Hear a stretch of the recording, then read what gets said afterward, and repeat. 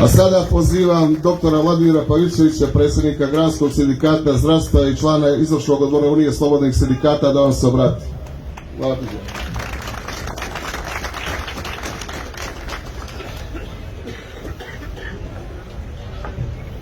Poštovane koleginice i kolege, u ime Sindikata zdravstva Crne Gore želim da vam pružim punu podršku u ovoj teškoj i iscrpljujućoj borbi. Vi se borite za vaša prava, za bolje uslove rada i da vam se posle mnogo godina povećaju plate. Vi se u stvari borite za dostojanstvo, da budete ljudi koji zaslužuju poštovanje i borite se za našu državu jer i ona zaslužuje poštovanje.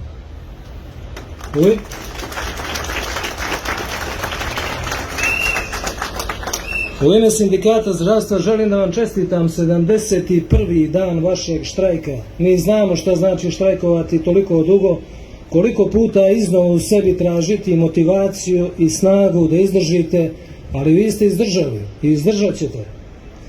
Sa kim se borite?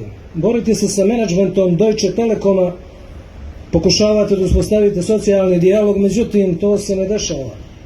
200 zaposlenih štrajkuje više od 2 mjeseca, ne primate plate, imate ozbiljan egzistencijalni problem, ali vi ste i dalje nepokolebljivi.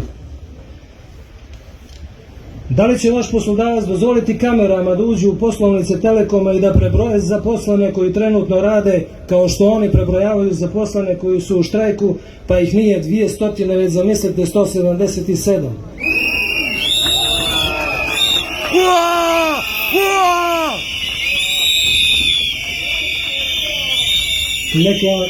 Neka menadžment iznese podatak koliko radnika radi u Telekomu za vrijeme ovog štrajka i koje su sve to partnerske organizacije i tako dalje.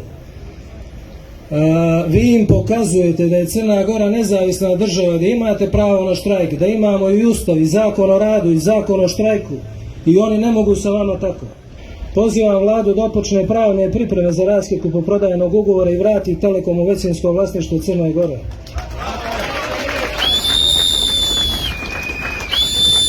Kolika god bila cijena, ona će biti vrlo brzo vraćena Crnoj Gori zbog velikih profita koje ova kompanija ostvaruje na godišnjem nivou, a koje u velikom iznosi i odnosi.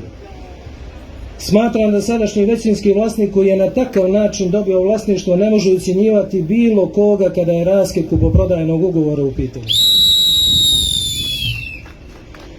I na kraju želim da se obratim izvršnom odboru Unije slobodnih sindikata i da dobro razmotrimo da li je vrijeme da, ukoliko se nastavi ovakav odnos prema zaposlenima u Telekomu, a i prema svim ostalim u sektorima gdje su multinacionalne kompanije u većinskom vlasništvu, pozove ukupno članstvo na generalni štrajk upozorenja kao opomena svima koji pokušavaju i koji će pokušavati da crnogorske radnike ekonomski pokore i dovode u podređen i ponižavajući položaj. Imamo i mi dostojanstvo.